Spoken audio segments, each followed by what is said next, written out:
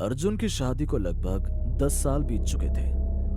अपनी शादी के बाद आज पहली बार वो अपनी पत्नी और बेटी के साथ अपने गांव अपने छोटे भाई की शादी में जा रहा था। देर रात का समय था।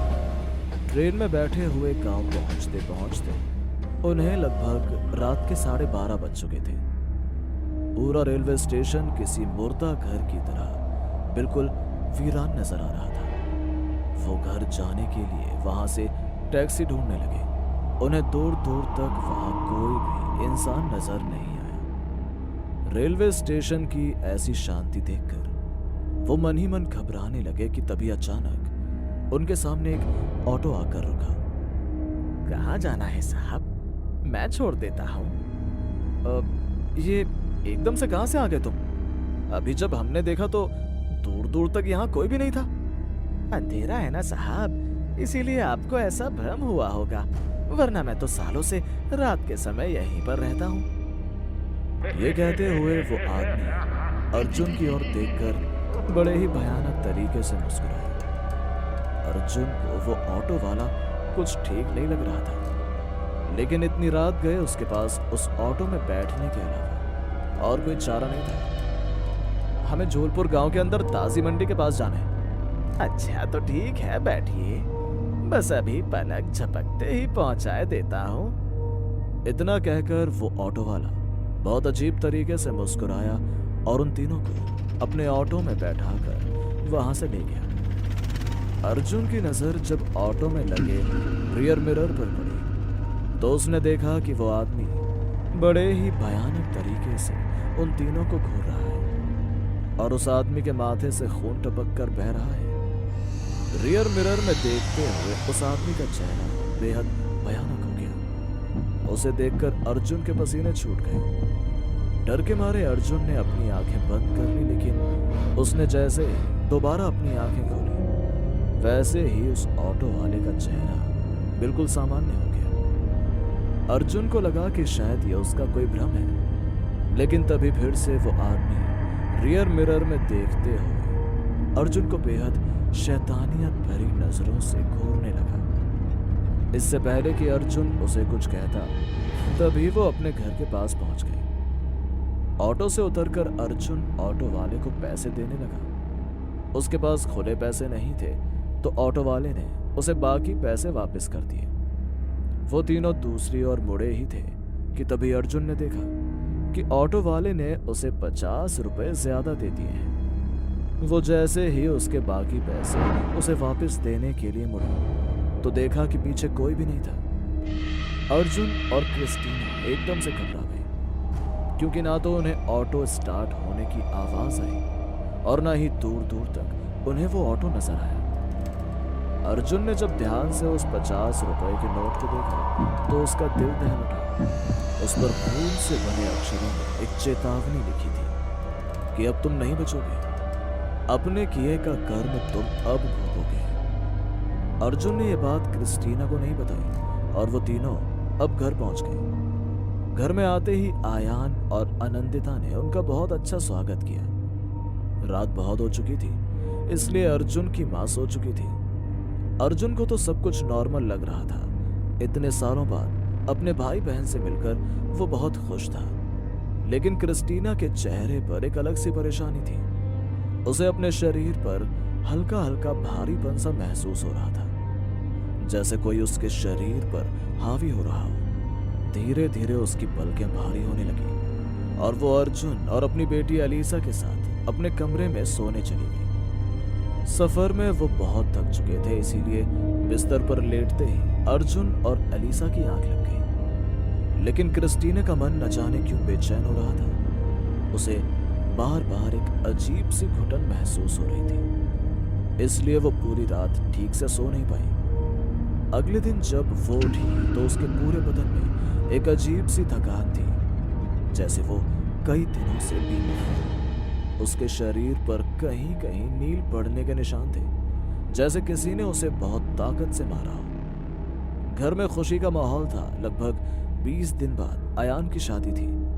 शादी के कामों में मदद करवाने के लिए जैसे तैसे क्रिस्टीना तैयार होकर हॉल में आई, लेकिन वहां आते ही वो अचानक बेहोश होकर जमीन पर गिर पड़ी। सभी लोग उसे इस हालत में देखकर घबरा गए। उन्होंने डॉक्टर को कॉल की और डॉक्टर ने आकर उसका चेकअप किया। देखिए, घबराने की कोई बात नहीं है, अचानक हवा पानी बदलने से इनकी तबीयत खराब हो गई है। मैंने ये दवाइयाँ लिख दी हैं, 1-2 दिन में इनकी तबीयत बिल्कुल ठीक हो जाएगी। डॉक्टर की बात सुनकर सबकी जान में जा गई। 1-2 दिन बाद क्रिस्टीना अब बिल्कुल ठीक हो गई, लेकिन उसे इस घर में कुछ अजीब एहसास हुआ। उसे हर समय लगता था कि उसके आसपास कोई तो है जो उस पर नजर रखा है। उसे अपने साथ हर समय एक परछाई महसूस होने लगी। शादी के काम करते करते एक दिन वो बहुत थक चुकी थी। उस दिन अर्जुन भी शादी के काम से शहर गया था और अलीसा भी आनंदिता के साथ खेलते खेलते उसके पास ही सो गई। उस रात वो कमरे में अकेली थी। बहुत कोशिश करने के बाद भी उसे आज नींद नहीं आ रही थी। वो बार बार करवटें बदल रही थी। वो अपनी आंखें बंद कर नींद आने का इंतजार कर रही थी, लेकिन उसके चेहरे पर एक अलग सी शिकन थी। वो बहुत ही घबराई हुई थी कि तभी उसे अपने पीछे किसी के होने का एहसास हुआ। उसे लगा कि शायद अर्जुन शहर से वापस आ गए। अरे बड़ी जल्दी आ गए तुम। मुझे तो लग रहा था कि तुम कल सुबह ही आओगे। क्रिस्टीना को उसकी बात का कोई जवाब नहीं मिला, लेकिन उसे अपने माथे पर किसी का हाथ महसूस हुआ। तभी उसने अपनी आंखें खोलकर पीछे मुड़कर देखा तो वहां कोई नहीं था। डर के मारे उसका बुरा हाल हो गया और उसे पीछे से किसी के कदमों की आहट सुनाई दी। उसने पीछे मुड़कर देखा तो वहां कोई नहीं था। डर की वजह से उसके शरीर से अब पसीना टपक रहा था कि तभी उसे अपने पैरों पर किसी के हाथों का एहसास हुआ। उसने जैसे ही सामने देखा तो अचानक उसके पैरों को किसी साय ने बड़ी ही शक्ति के साथ खींचा और वो बिस्तर से नीचे गिर पड़ी। डर के मारे उसका पूरा शरीर कांपने लगा। वो हिम्मत करके उठी और दरवाजे की तरफ भागने लगी। वो जैसे ही दरवाजा खोलने लगी कि तभी वो काला साया उसके शरीर के अंदर समा गया और वो बेहोश हो गई। अगले दिन जब उसकी आंख खुली तो वो अपने बिस्तर पर थी और अर्जुन उसके माथे पर दवाई लगा रहा था। उसके माथे पर बहुत बड़ा चोट का निशान था, जैसे किसी ने जानबूझकर उसके सर को दीवार में दे मारा हो। कुछ देर बाद अर्जुन भी वहां से चला गया। अर्जुन के वहां से जाते ही क्रिस्टीना की आंख लग गई और जब उसकी आंख खुली तो रात हो चुकी थी। क्रिस्टीना ने उठकर खुद को आईने में देखा तो उसे अपने पीछे एक काली परछाई दिखाई दी। उसने जैसे ही पीछे मुड़कर देखा तो वहां कोई नहीं था। उसे वो अपना वहम समझकर टालने की कोशिश करने लगी और वो फिर से बड़े ही ध्यान से आईने में खुद को देखने लगी कि तभी अचानक बहुत ही तेज आवाज के साथ आईना टूटकर चकनाचूर हो गया और कांच के टुकड़े क्रिस्टीना के शरीर में जाकर घुस गए। दर्द के मारे उसके मुंह से भयंकर चीख निकल गई। सभी लोग भागते हुए वहां आए और क्रिस्टीना की हालत देखकर सभी बहुत घबरा गए। तभी क्रिस्टीना बहुत जोर जोर से हंसने लगी और खून से लथपथ शरीर के साथ अपने नाखूनों से दीवार को खुरचने लगी। उसकी उंगलियों से लगातार खून बह रहा था। उसका पूरा शरीर बुरी तरह से जख्मी था। उसे इस हालात में देखकर सभी घर वाले बहुत बुरी तरह डर चुके थे। वो समझ चुके थे कि क्रिस्टीना के शरीर पर किसी शैतान ने कब्जा कर लिया है, इसलिए उन्होंने देर न करते हुए गांव के तांत्रिक बाबा को बुलाया। बाबा को अपने सामने देखते ही क्रिस्टीना बुरी तरह बौखला गई और इधर उधर भागने लगी। तभी बाबा ने मंत्रों से अभिषिक्त जल को उसके शरीर पर छिड़का तो वो नीचे जमीन पर गिर गई। कौन है तू और क्यों परेशान कर रही है इस बच्ची को? नहीं बताऊंगी, नहीं बताऊंगी, मैं कभी नहीं। इसे तो मैं अपने साथ लेकर जाऊंगी। तुम सब कुछ नहीं कर पाओगे। वो आत्मा देखने में बहुत ही शक्तिशाली प्रतीत हो रही थी, इसलिए बाबा ने उस पर काबू पाने के लिए अपने झोले से विभूति निकाली और कुछ मंत्रों का उच्चारण करते हुए उसके शरीर पर उस विभूति को छिड़का। उस विभूति का स्पर्श होते ही क्रिस्टीना का शरीर बुरी तरह तड़पने लगा, जैसे उसके शरीर को कोई जला रहा हो।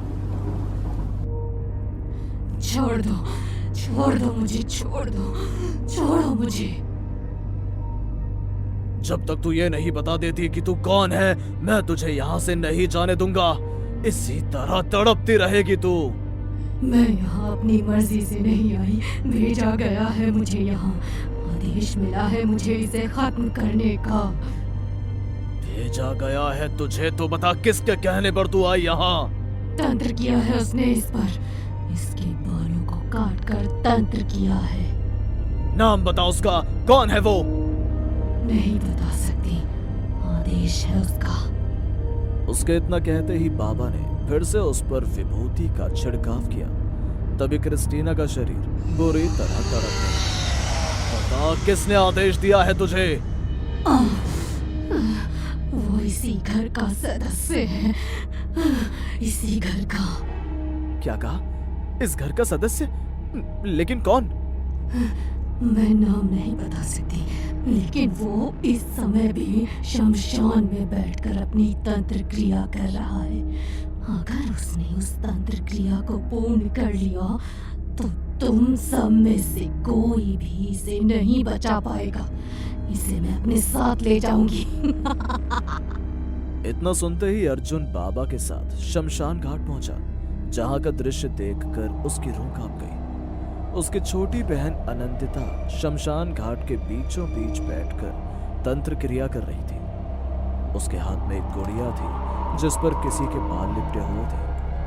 वो उस गुड़िया पर लगातार नरकंकाल की हड्डियों से तंत्र कर रही थी कि तभी बाबा ने अपने कमंडल का अभिमंत्रित जल उसकी ओर छिड़का और यज्ञ कुंड में चल रही अग्नि शांत हो गई। उसके हाथ से वो गुड़िया छूटकर नीचे गिर गई। उसने नजर उठाकर देखा तो उसके सामने अर्जुन और तांत्रिक बाबा खड़े थे। इससे पहले कि वो कुछ कह पाती, वो बैठी हुई अचानक बेसुध होकर जमीन पर गिर गई। वो मर चुकी थी। यज्ञ पूर्ण न होने की वजह से शैतान को क्रिस्टीना का शरीर छोड़ना पड़ा, लेकिन शैतान को बुलाने की कीमत अनंतिता को चुकानी पड़ी। दरअसल 10 साल पहले अर्जुन ने दूसरे धर्म की लड़की क्रिस्टीना से अपने माँ पिता की मर्जी के खिलाफ जाकर भागकर शादी की थी। समाज क्या कहेगा, इस चिंता के चलते एक दिन अर्जुन के पिता चल बसे और ये देखकर उसकी माँ की मानसिक स्थिति भी बिगड़ गई।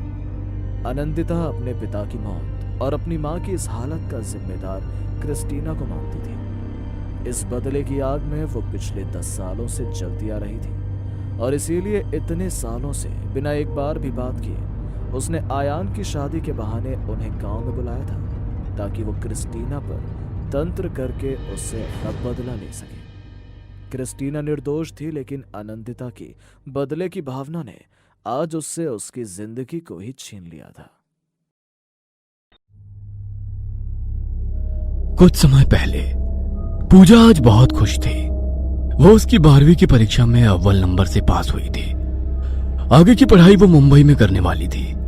वहां उसके परिवार में से कोई रिश्तेदार नहीं था, तो पूजा के पापा ने कॉलेज के हॉस्टल में पूजा को भेजना सही समझा। पहली बार पूजा अपने घर से दूर रहने वाली थी। वो थोड़ी दुखी थी, पर अपने सपने को पूरा करने के लिए उसने कॉलेज के हॉस्टल में जाना ठीक समझा। अपने माँ पापा का आशीर्वाद लेकर वो अपने राह पर निकल पड़ी। उसके पापा उसे हॉस्टल तक छोड़ने आए थे। वे दोनों हॉस्टल में पहुंच गए। बोलिए, मैं आपकी क्या मदद कर सकती हूँ? वो मेरा इस कॉलेज में नंबर आया है और मैं हॉस्टल में ही रहने वाली हूँ। क्या आप मुझे मेरा कमरा नंबर बताएंगी? हाँ जरूर। इतना बोलकर वार्डन ने पूजा की ओर देखा और थोड़ी देर के लिए शांत हो गई। फिर खुद को संभालते हुए वार्डन ने चेहरे पे मुस्कुराहट लाते हुए कहा, ओ, आपका रूम नंबर मिल गया, ये लीजिए चाबी। रूम नंबर क्या है? वो चाबी के टैग पे लिखा है। ओ हाँ, रूम नंबर 501। शुक्रिया। कोई बात नहीं, कुछ भी समस्या आए तो मुझे बोल देना। जी बिल्कुल। पूजा अपने पापा को अलविदा कहकर अपने रूम की तरफ चली रही थी। हॉस्टल बिल्कुल वीरान और सुनसान था। ये बात पूजा को बहुत अजीब लग रही थी। तभी उसे ऐसा लगा कि जैसे उसे किसी ने पीछे से धक्का दिया हो। पूजा ने देखा तो वहां कोई नहीं था। वो थोड़ी घबरा गई, फिर वो नजरअंदाज करके आगे चलने लगी। तभी अचानक उसे महसूस हुआ जैसे उसके साथ साथ उसके पीछे और भी कोई चल रहा हो। सामने लगे शीशे पर पूजा की नजर पड़ी तो वो चौंक गई। उसने देखा तो वहां एक लड़की खड़ी थी। कौन हो तुम? मैं प्रिया हूँ। तुम 501 में रहने वाली हो ना? हाँ, पर क्यों? वहाँ मत रहो, नहीं तुम मारी जाओगी। कुछ भी। वैसे तुम कौन हो? यहाँ पे रहती हो क्या? इसी कॉलेज में हो? तुमसे मतलब? ठीक है, तुम्हारी मर्जी। इतना बोलकर पूजा बस 2 कदम आगे चली और पीछे मुड़कर देखा तो वहां पे प्रिया नहीं थी। ये देखकर वो थोड़ी परेशान हो गई, मगर कुछ सोचकर वो अपने रूम की तरफ चली गई। पूजा का रूम बड़ा ही अच्छा और साफ सुथरा था। खाना खाने के बाद जब पूजा रूम में आई तो उसने सोचा ठंडी हवा में बालकनी में किताब पढ़ी जाए। उसकी बालकनी से बाहर का कुआं साफ दिखाई देता था, जो कि रात के अंधेरे में काफी डरावना लग रहा था। वो किताब पढ़ने लगी, तभी उसे कुएं के पास किसी की परछाई दिखाई दी, मगर अगले ही पल वो परछाई वहां से गायब हो गई। पूजा को अब नींद आने लगी। वो सोने जाने के लिए जैसे ही पीछे मुड़ी तो पीछे प्रिया खड़ी थी, जो पूजा को बगैर पल के झपकाए घूर कर देखे जा रही थी। उसे देखकर पता नहीं क्यों पूजा के डर से रोंगटे खड़े होने लगे। उसने डरते हकलाते हुए कहा, कौन हो तुम? तभी अचानक टेबल पर रखा हुआ टेबल लैंप जमीन पर गिर गया। पूजा तुरंत टेबल की ओर चली गई। उसने टेबल लैंप रखकर जैसे ही वापस पीछे मुड़कर देखा तो अब वहां कोई नहीं था। पूजा को अब अपना सर घूमता हुआ सा महसूस हुआ। वो बड़बड़ाने लगी, ये मेरे साथ क्या हो रहा है? इतना बोलते हुए पूजा अपने सर को दोनों हाथों से पकड़कर बेड पर गिर गई। तभी उसे अपने हाथ पर पानी की बूंदें टपकती हुई महसूस हुई। पूजा ने तुरंत अपनी नजरें छत की ओर कर ली, मगर उसने देखा कि छत पर कोई लीकेज नहीं था। पूजा अपने हाथ को टॉवल से साफ करने ही वाली थी कि अचानक उसने देखा कि उसका पूरा हाथ खून से सना हुआ था। जब उसने गिरती हुई बूंदों को गौर से देखा तो वो बुरी तरह से डर गई, क्योंकि छत से पानी नहीं खून टपक रहा था। पूजा ने बड़ी हिम्मत करके दोबारा डरते हुए जब छत की ओर देखा तो छत को देखकर उसके होश उड़ गए। उसने देखा छत पर एक लड़की छिपकली की तरह चिपकी हुई उसे घूर रही थी। उसके चेहरे का एक हिस्सा उसके लंबे लंबे बालों से ढका हुआ था और दूसरा हिस्सा बहुत ही भयानक दिखाई दे रहा था। उसके बाल बेहद लंबे थे। उसकी दोनों आंखें पूरी तरह लाल थी और उसकी दोनों आंखों में से खून की बूंदें नीचे टपक रही थी। इस भयानक मंजर को देखकर पूजा के गले से दबी दबी सी एक आवाज तक नहीं निकल पाई, जो उसके गले में ही दब कर रह गई। अचानक वो लड़की बेहद फुर्ती से कूद कर नीचे आ गई और पूजा को घूर कर खा जाने वाली नजरों से देखने लगी। पूजा वहां से भागना चाहती थी, मगर उसे ऐसा महसूस हो रहा था जैसे कि किसी ने उसके पैरों को बुरी तरह से जकड़ लिया हो। उसे अपने हाथ पैर बेजान से होते हुए महसूस होने लगे। पूजा कपकपाती हुई उसकी ओर देखकर बोली, कौन हो तुम और मुझसे क्या चाहती हो? मगर उस लड़की ने पूजा की बात का कोई जवाब नहीं दिया। वह बस पूजा को घूरे जा रही थी। अचानक उस लड़की की जीभ बेहद लंबी हो गई और उसकी जीभ ने पूजा की गर्दन को जकड़ लिया। पूजा को अपना दम घुटता हुआ सा महसूस हुआ। उसकी जीभ की पकड़ मजबूत होती जा रही थी। पूजा को ऐसा महसूस हुआ जैसे कि कोई उसके शरीर से उसका खून खींच रहा हो। तभी अचानक पूजा के कानों में वार्डन की आवाज आई, क्या हुआ तुम्हें? क्या तुम बहरी हो? मैं इतनी देर से तुम्हें आवाज लगा रही हूँ, लेकिन तुम कुछ जवाब ही नहीं दे रही, बस बुत बनी खड़ी हुई हो। अचानक वो भयानक चेहरे वाली लड़की वहां से गायब हो गई और पूजा ने खुद को अकेला खड़ा हुआ पाया। उसे अपने शरीर में जान आती हुई महसूस हुई। अब वो अपने पैर हिला सकती थी। उसने बड़ी फुर्ती से वार्डन की ओर पलटकर देखा। पूजा का पूरा शरीर पसीने से भीग रहा था। उसके चेहरे से पसीने की बूंद टपक रही थी। पूजा की यह हालत देखकर वार्डन बुरी तरह से घबरा गई। वह तुरंत पूजा के पास आकर बोली, क्या हुआ? तुम ठीक तो हो? पानी, प्लीज मुझे एक गिलास पानी पिला दीजिए। वार्डन ने तुरंत पानी की बोतल निकालकर पूजा की ओर बढ़ा दी। पूजा एक ही सांस में सारा का सारा पानी पी गई और हैरान नजरों से वार्डन की ओर देखकर बोली, क्या हुआ? तुम्हारे चेहरे पर ये पसीना कैसा? पूजा ने एक ही सांस में वार्डन को सारी घटना बता दी। पूजा ने देखा कि वार्डन का चेहरा उतर गया। उसके चेहरे पर खौफ की परछाइयां लहराने लगी। मगर पूजा ने देखा वार्डन ने अचानक खुद को संभाल लिया और उसने गंभीर लहजे में पूजा की ओर देखकर कहा, कभी कभी हमें जो दिखता है वो सच नहीं होता पूजा, हमारी आंखों का भ्रम होता है। याद रखना, अगर तुम इसे सच समझोगी तो वो सच होगा, और अगर भ्रम समझोगी तो सिवाय भ्रम के अलावा और कुछ भी नहीं होगा। पूजा वार्डन को हैरत भरी नजरों से देखने लगी। मैं आपकी किसी भी बात का मतलब नहीं समझ पा रही हूँ। प्लीज आप मुझे बताएं कि आखिर ये सब क्या हो रहा है। मुझे पूरा यकीन है आप इस बारे में जरूर कुछ न कुछ जानती होंगी। पूजा की बात सुनकर वार्डन पूजा को बहुत गौर से देखने लगी और उसके बाद वार्डन ने पूजा को जो कुछ बताया उसे सुनकर पूजा के होश उड़ गए। वार्डन ने उसे बताया कि बहुत सालों पहले इस कमरे में प्रिया नाम की एक लड़की रहा करती थी। कहते हैं कि वो एक शैतान की पुजारन थी। उसे काला जादू करने में महारत हासिल थी। लोगों को परेशान करके उसे मजा आता था। हॉस्टल के सारे स्टूडेंट उसके नाम से ही घबराते थे। फिर कुछ समय बाद हॉस्टल में लड़कियों के गायब होने की घटनाएं शुरू होने लगी, मगर किसी की इतनी हिम्मत नहीं थी कि वो प्रिया के ऊपर उंगली उठा सके। एक दिन हॉस्टल के वार्डन ने प्रिया को अपनी आंखों से हॉस्टल की एक लड़की को बलि देते हुए देख लिया। शैतान को खुश करने के लिए वो निर्दोष और मासूम लड़कियों की बलि देकर उनकी लाश उसके सामने कुएं में फेंक दिया करती थी। दूसरे दिन वार्डन ने ये सारी आंखों देखी घटना हॉस्टल में फैला दी। जो लड़कियां इस हॉस्टल से गायब हुई थी, इस बात का जब उनके पेरेंट्स को पता लगा तो ये सुनकर वो आग बबूला हो गए। उनमें से किसी ने भी पुलिस में रिपोर्ट दर्ज नहीं कराई, बल्कि वो सीधे हॉस्टल में आ धमके और उन्होंने इसी रूम में प्रिया को जिंदा जला दिया और उसकी लाश को उसी कुएं में फेंक दिया जिस कुएं में वो लड़कियों को मारकर फेंक दिया करती थी। हॉस्टल की रेपुटेशन खराब ना हो इसलिए ये बात मीडिया और पुलिस से छुपा ली गई और इस कमरे को बंद कर दिया गया। सालों बाद जब इस रूम को खोला गया तो रहस्यमयी घटनाएं होनी शुरू हो गई। इस कमरे में कोई भी लड़की रुकती तो दूसरे दिन वो यहां से भाग जाती या फिर रहस्यमयी तरीके से गायब हो जाती। जब वार्डन ने उसे रूम दिया था तो वो बहुत ही कश्मकश में थी। वार्डन की बात सुनकर पूजा खौफ भरी नजरों से वार्डन की ओर देखने लगी। उसने हकलाते हुए वार्डन की ओर देखकर कहा, अगर ऐसी बात थी तो फिर आपने मुझे इस बारे में पहले क्यों नहीं बताया? इस बारे में हॉस्टल में कोई बात नहीं करता। कहते हैं जब भी कोई प्रिया के बारे में बात करता है वो जिंदा नहीं बचता। वार्डन ने ये बात बोली ही थी कि अचानक उन दोनों के कानों में एक भारी आवाज टकराई। और तूने वो गलती कर दी।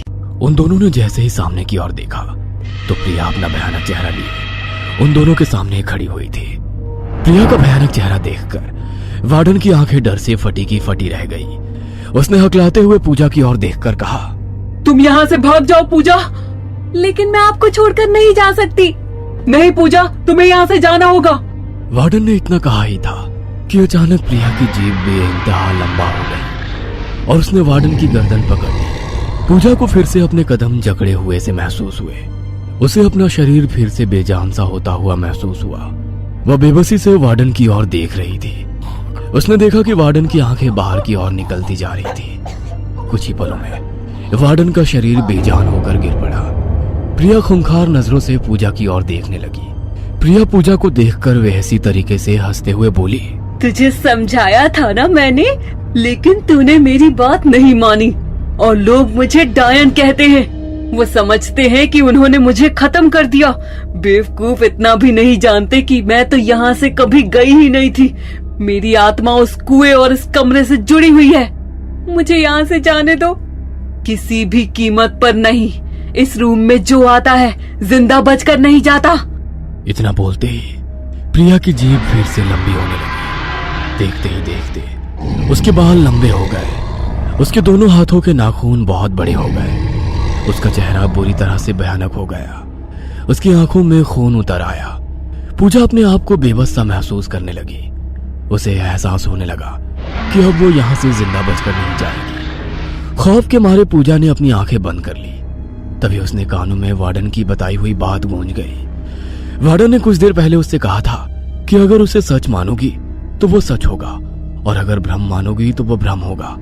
और अब पूजा के दिमाग में प्रिया की बात भी दौड़ने लगी। प्रिया ने भी कुछ देर पहले उससे कहा था कि वो उस कुएं और इस कमरे से जुड़ी हुई है। पूजा के दिमाग में ख्याल आया कि अगर वो इस कमरे से बाहर निकलने में कामयाब हो जाती है तो शायद उसकी जान बच सकती है। पूजा ने मन ही मन अपने इरादे को मजबूत किया और बेखौफ होकर आंखें खोल दी और अपनी आवाज तेज करते हुए प्रिया की ओर देखकर कहा, तू सिर्फ एक भ्रम है और कुछ नहीं। तू तो पहले से ही मर चुकी है। तू मेरा क्या बिगाड़ेगी? पूजा की बात सुनते ही प्रिया की लंबी होती जीभ वहीं के वहीं रुक गई। अचानक पूजा को अपने अंदर जान आती हुई महसूस हुई और वो बगैर देरी किए बेहद फुर्ती से कमरे के बाहर की ओर भागी। प्रिया चाहकर भी उसका पीछा नहीं कर पाई। पूजा दौड़कर हॉस्टल से बाहर निकल आई। अपना सामान वहीं छोड़कर पहली बस से अपने शहर वापस आ गई और उसने सारी घटना अपने पेरेंट्स को बताई। अगले दिन हॉस्टल की वार्डन की लाश हॉस्टल में प्रिया के कमरे में मिली। सब जानते हैं कि वार्डन की हत्या किसने की है, पर किसी ने भी डर और खौफ की वजह से कोई सवाल नहीं उठाया। मगर पूजा जानती थी, क्योंकि उसकी ही आंखों के सामने उस डायन ने वार्डन को मार डाला था और उसके बाद हमेशा के लिए प्रिया के कमरे में ताला लगा दिया गया और उस कुएं को बंद कर दिया गया। पूजा आज भी जब उस हॉन्टेड हॉस्टल को याद करती है तो उसके डर से रोंगटे खड़े हो जाते हैं और वो रातों को आज भी चैन से सो नहीं पाती और डर कर उठ जाया करती है।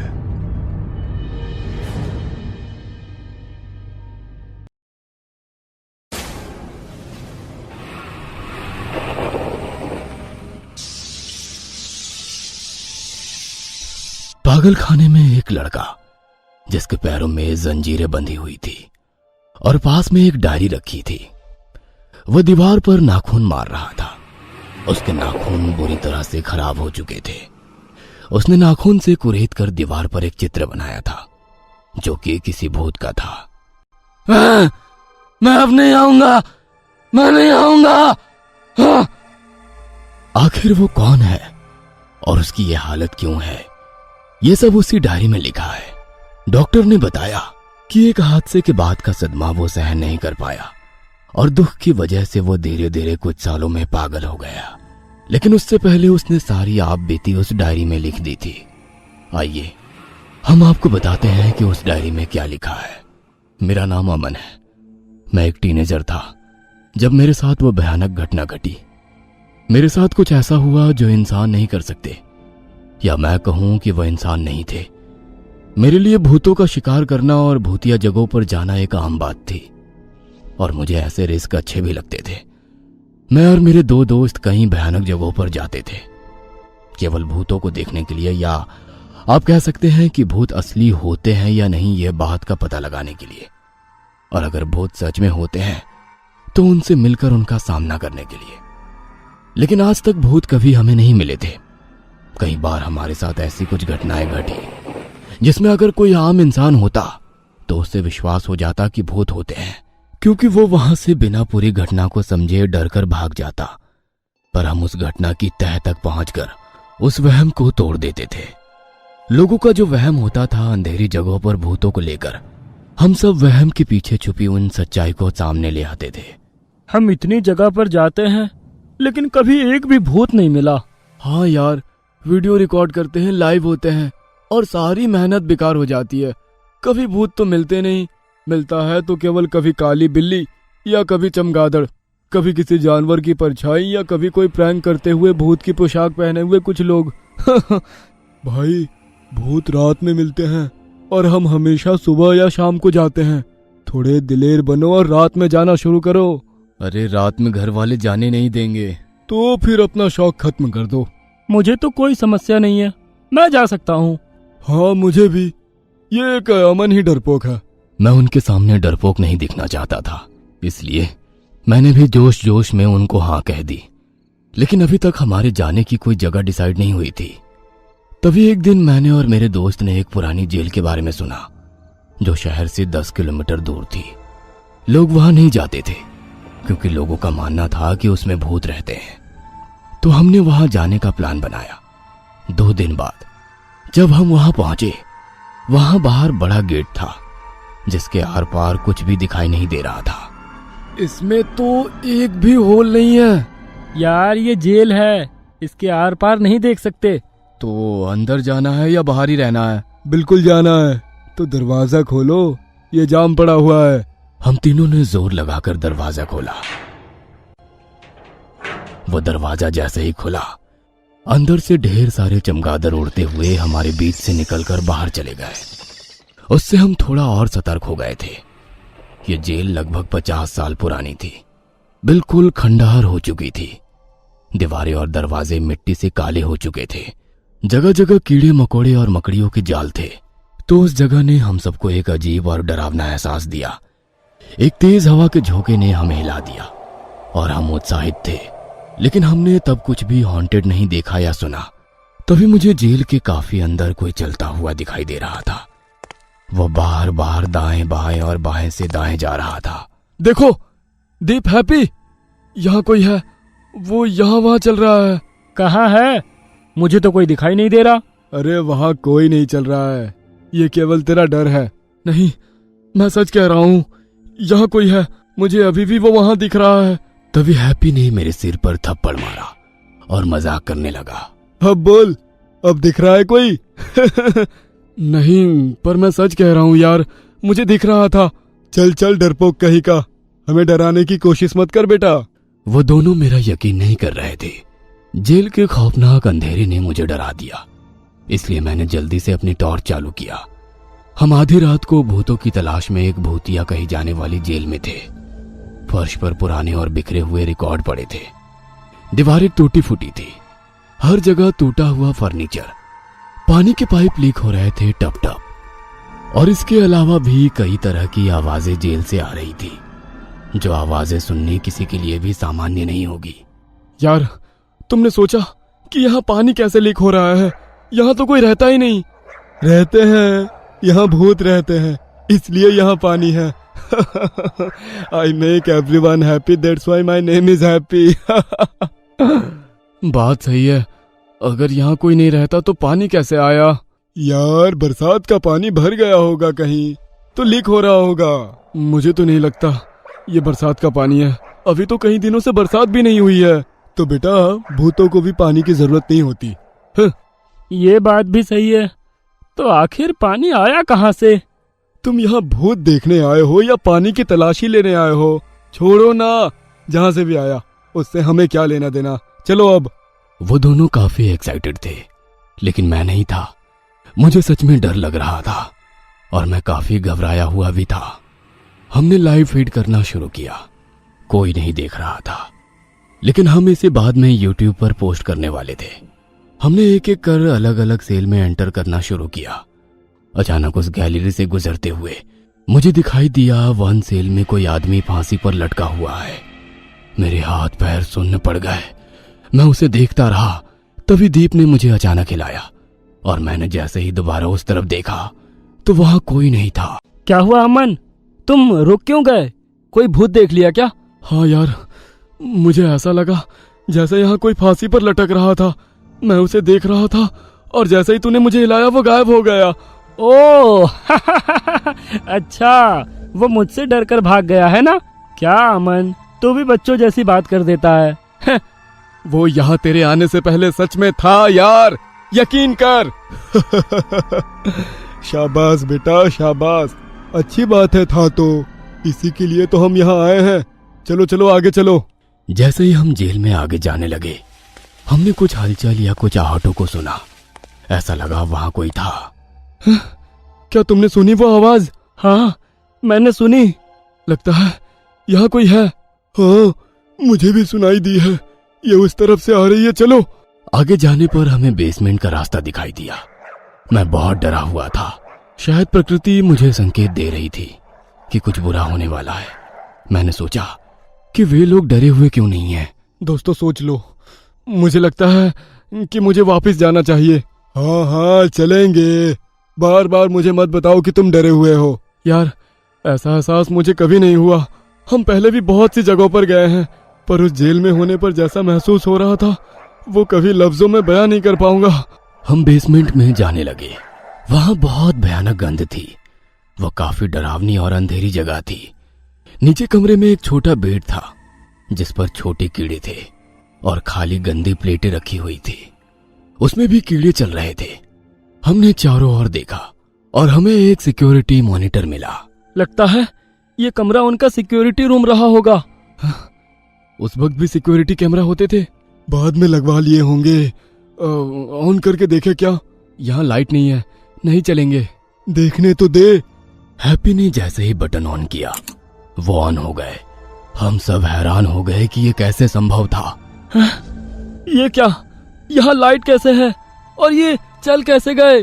तेरे यार ने ऑन किए हैं, चल गई देख। चला रिकॉर्डिंग चेक करते हैं अब।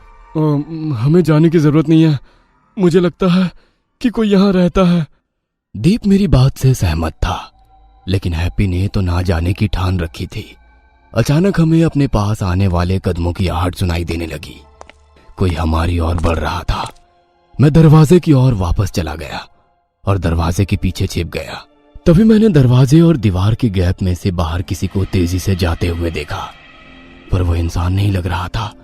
मेरा दिल बाहर आने लगा। अब बस मुझे वहां से निकलना था। मैं समझ गया कि यहाँ सचमुच भूत रहते हैं। फिर हमें अजीब सी आवाजें सुनाई देने लगी और कदमों की आहट बंद हो गई थी। कुछ लोग के रोने, चीखने, चिल्लाने की आवाजें काफी जोर से हमारे कानों को चीरने लगी। हैप्पी प्लीज तुम चलो, मैं जा रहा हूँ। मैंने बाहर भूत देखा। अब तो मैं भी जा रहा हूँ। कुछ गड़बड़ है। ये सब आवाजें और आहटें बिल्कुल भी नॉर्मल नहीं है। यहाँ जरूर कुछ ऐसा है जिसका सामना हम में से किसी ने आज से पहले कभी नहीं किया होगा। हैप्पी ने कोई जवाब नहीं दिया।